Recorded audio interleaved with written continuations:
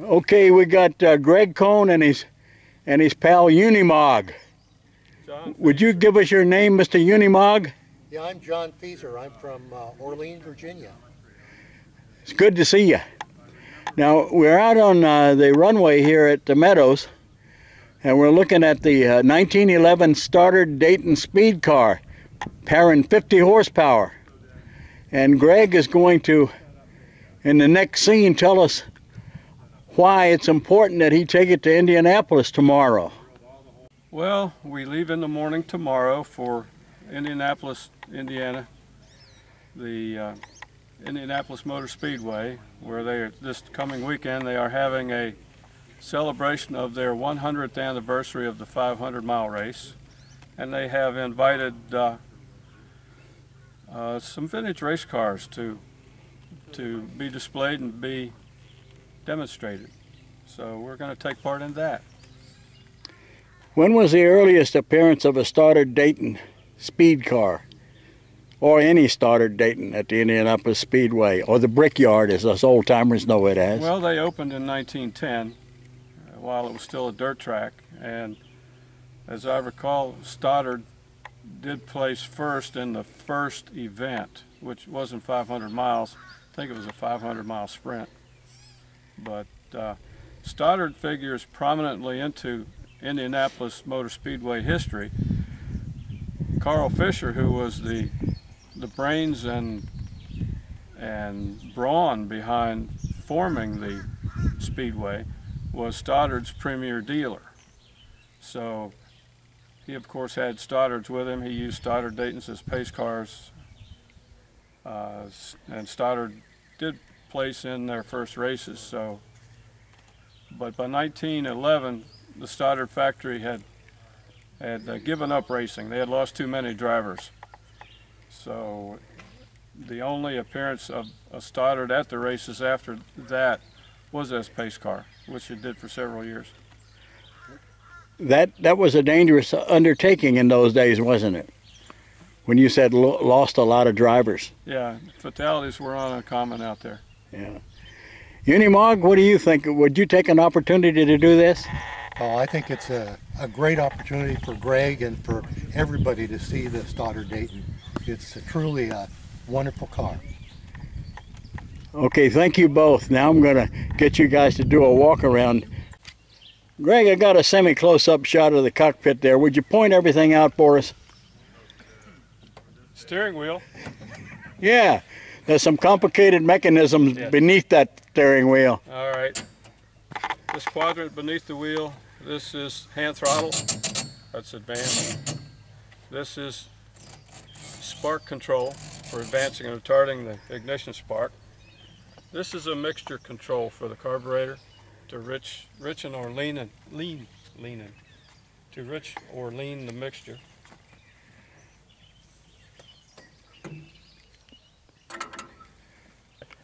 This is gear shift lever. This is handbrake, and also releases the clutch. Brake pedal. Yeah. Clutch pedal. Can you see the gas pedal? Yes, I can see it. Okay. Speedometer. Oil pressure gauge. Fuel pressure gauge. Ignition coil and switch. Cutout button for opening the exhaust. Greg, if you were in the Indianapolis 500, would you show me in what position you would most likely be in, what hand on what? I would most likely be in last place.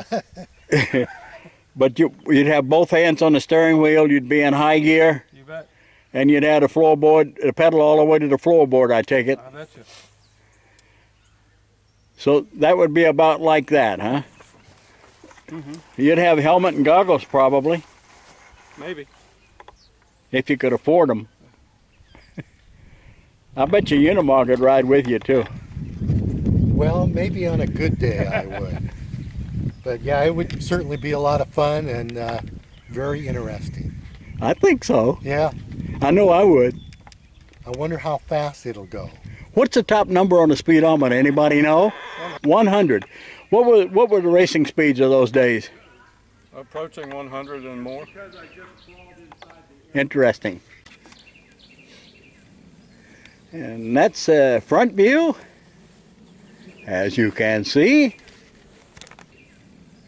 And that's a front view, as you can see. Passenger side. Boy, it looks beautiful in the sun.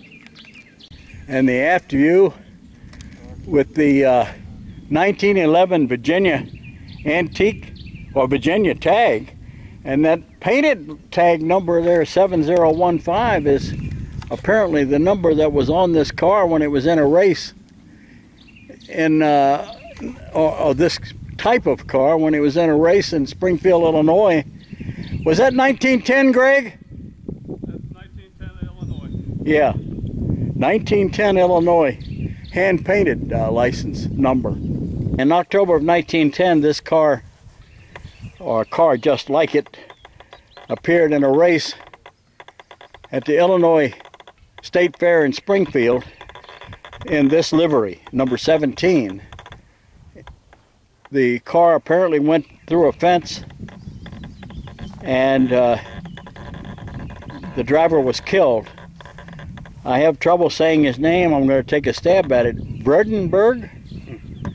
And I think among his house guests, Verdenberg's house guests that weekend, was Walter Brookins, a protege of the Wright brothers and a very early aviator.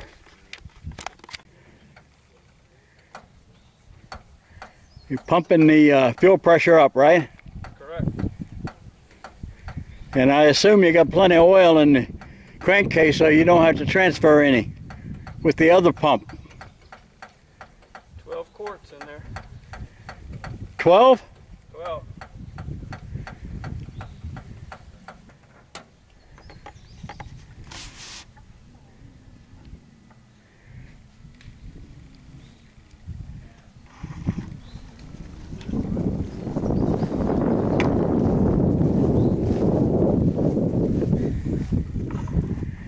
I usually lay it over with those temporary numbers on there.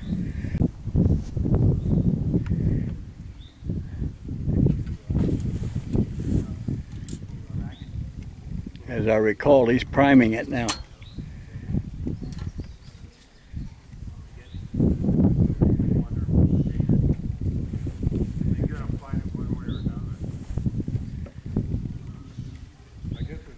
And if he wasn't priming it before, he is now.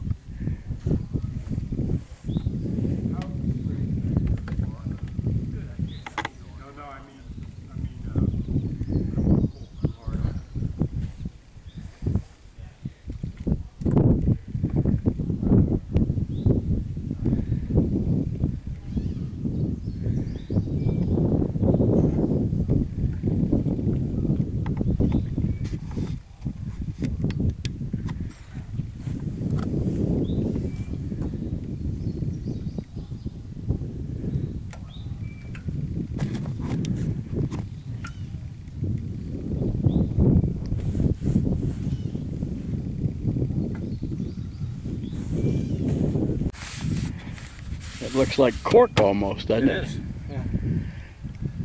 Keep from cutting up that linoleum. Very, very nice. Tickle it. Yep, you did. A little bit of that.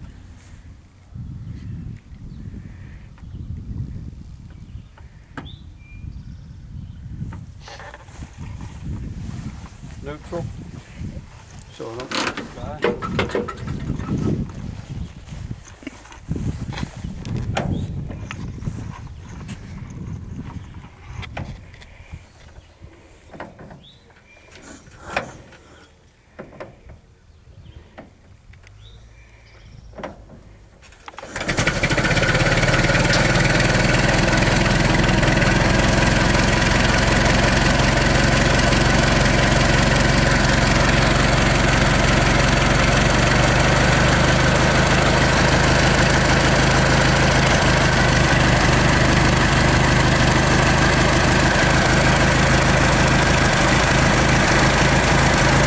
wasn't bad for a first pull, was it?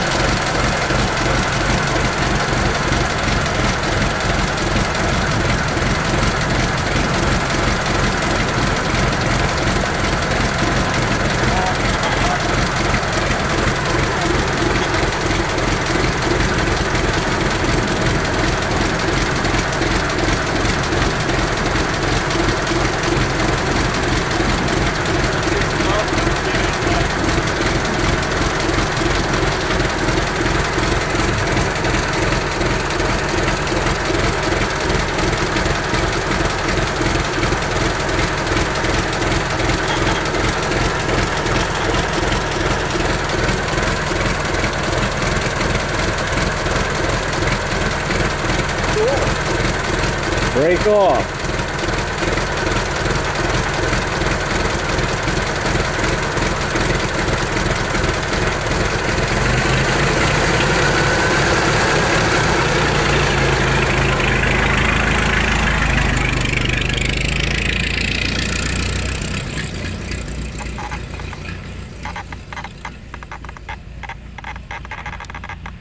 That's the trailer rig he's taking it to Indianapolis in.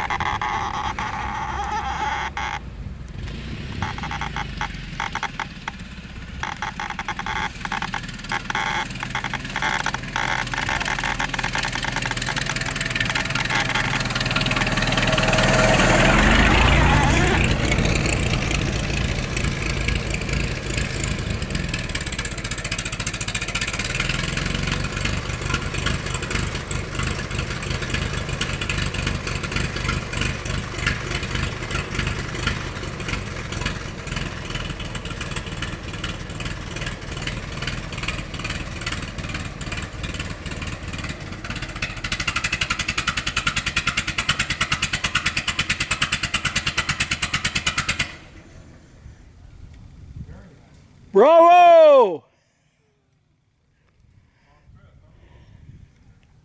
Well, it wasn't bad.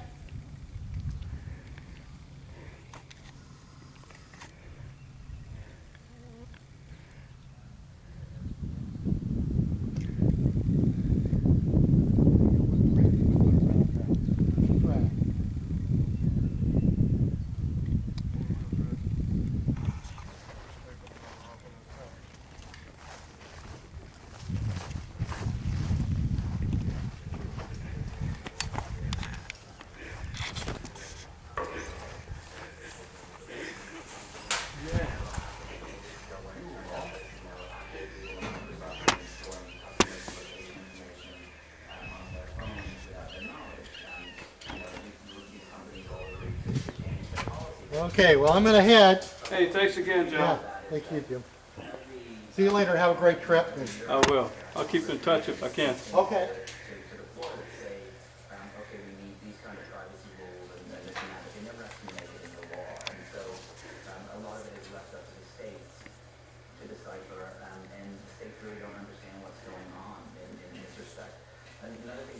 She's safe and sound now, isn't she? So far, so good. There's a man working on a right aeroplane wing system. And that's really what it was, a system.